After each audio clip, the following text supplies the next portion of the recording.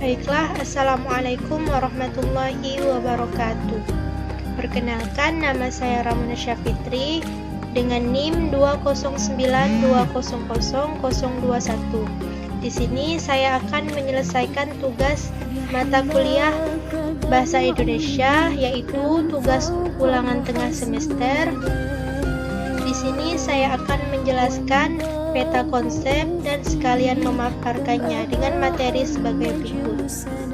Yang pertama, sejarah dan fungsi bahasa Indonesia.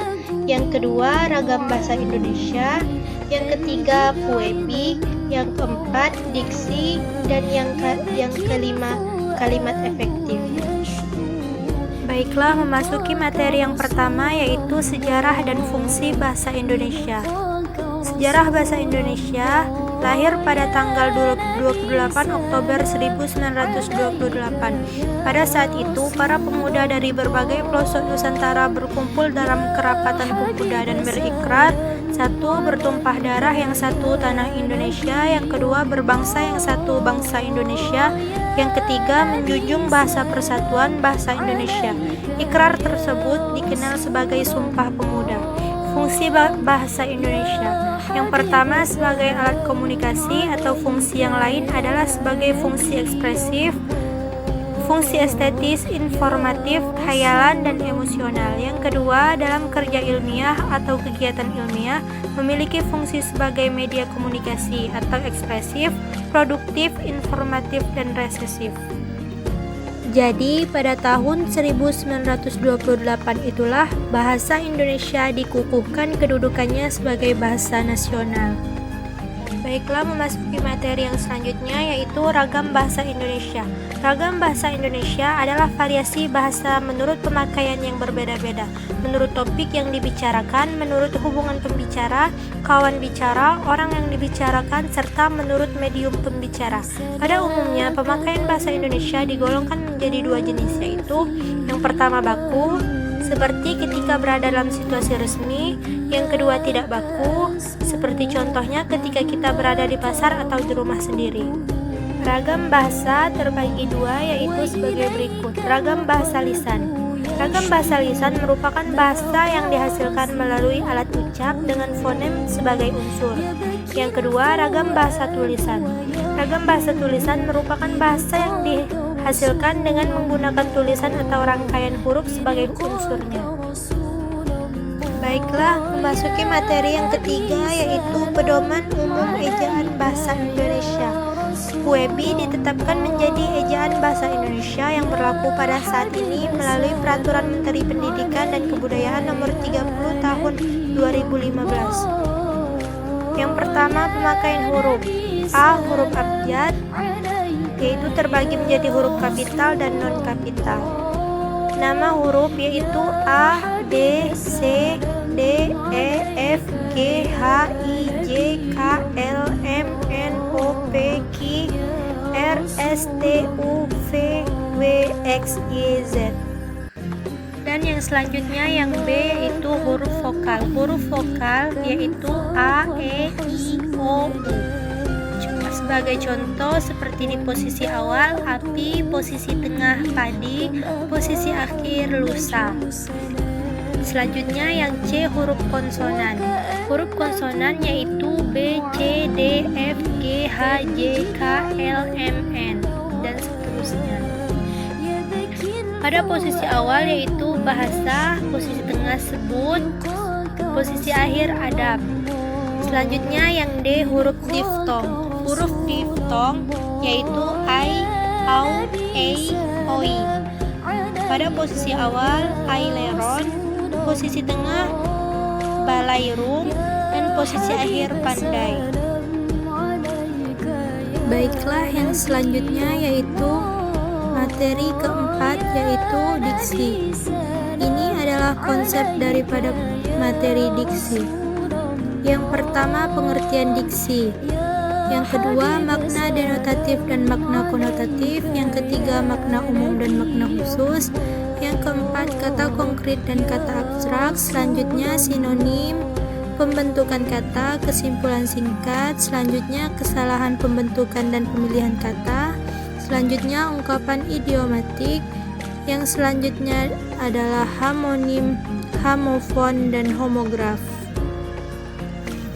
Yang pertama yaitu pengertian diksi. Diksi menurut Kamus Besar Bahasa Indonesia, Pusat Bahasa Departemen Pendidikan Indonesia adalah pilihan kata yang tepat dan selaras dalam penggunaannya untuk mengungkapkan gagasan sehingga diperoleh efek tertentu seperti yang diharapkan. Dan selanjutnya yaitu makna denotatif dan makna konotatif. Makna denotatif adalah makna sebenarnya atau makna yang memang sesuai dengan pengertian yang dikandung oleh kata tersebut. Makna konotatif ialah bukan makna sebenarnya, dengan kata lain makna kias atau makna tambahan. Maka konotatif adalah arti kiasan, pinjaman rekaan atau arti yang tidak sebenarnya. Selanjutnya makna umum dan makna khusus. Kata umum adalah kata-kata yang pemakaiannya dan maknanya bersifat umum dan luas. Yang kedua yaitu kata khusus adalah kata-kata pemakaiannya dalam maknanya bersifat spesifik dan sempit dan yang merujuk kepada pengertian konkret dan tertentu. Baik, yang selanjutnya yaitu kata konkret dan kata abstrak. Kata konkret adalah kata-kata yang bisa kita lihat, kita pegang, kata-kata yang mudah diserap oleh panca indera. Yang kedua, kata abstrak adalah kata-kata yang merupakan klasifikasi atau kata-kata yang susah dipikirkan, kata-kata yang tidak mempunyai objek yang spesifik. Baik, yang selanjutnya sinonim. Sinonim ialah persamaan makna dua kata atau lebih yang bentuknya berbeda, merupakan kata-kata yang memiliki persamaan atau kemiripan makna. Sinonim sebagai ungkapan atau bisa berupa kata, frase, atau kalimat yang maknanya kurang lebih sama dengan makna ungkapan lain. Baiklah, selanjutnya pembentukan kata. Sebagian besar kata dibentuk dengan cara menggabungkan beberapa komponen yang berbeda. Untuk memahami cara pembentukan kata-kata tersebut, kita sebaiknya mengetahui lebih dahulu beberapa konsep dasar dan istilah. Istilah seperti kata dasar, afiks, kata turunan, dan lain-lain. Baiklah, selanjutnya yaitu kesalahan pembentukan dan pemilihan kata. Dalam segi pembentukan kata atau pemilihan kata, faktor afiksasi memegang peranan penting dalam pemakaian bahasa Indonesia, khususnya dalam segi pembentukan kata. Baiklah, yang selanjutnya yaitu ungkapan idiomatik. Ungkapan atau majas dan peribahasa. Makna idiomatik dan peribahasa adalah makna yang dapat dibedakan berdasarkan bisa atau tidaknya diramalkan atau ditelusuri. Sebelum kita menjelaskan idiomatikal, kita perlu mengetahui dulu apa yang dimaksud dengan idiom. Idiom adalah satuan ujuran yang maknanya tidak dapat diramalkan dari makna unsur-unsurnya, baik secara leksikal maupun gramatikal. Baiklah, selanjutnya pembahasan yang terakhir dalam konsep diksi yaitu homonim, homofon, dan homograf. Homonim merupakan kata-kata yang memiliki kesamaan ejaan dan bunyi namun berbeda arti. Homofon merupakan kata-kata yang memiliki bunyi sama tetapi ejaan dan artinya berbeda. Homograf merupakan kata-kata yang memiliki tulisan yang sama tetapi bunyi dan artinya berbeda. Baiklah, konsep yang terakhir yaitu materi dari kalimat efektif. Pokok pembahasannya yaitu pengertian, syarat-syarat kalimat efektif, kasus kalimat tidak efektif.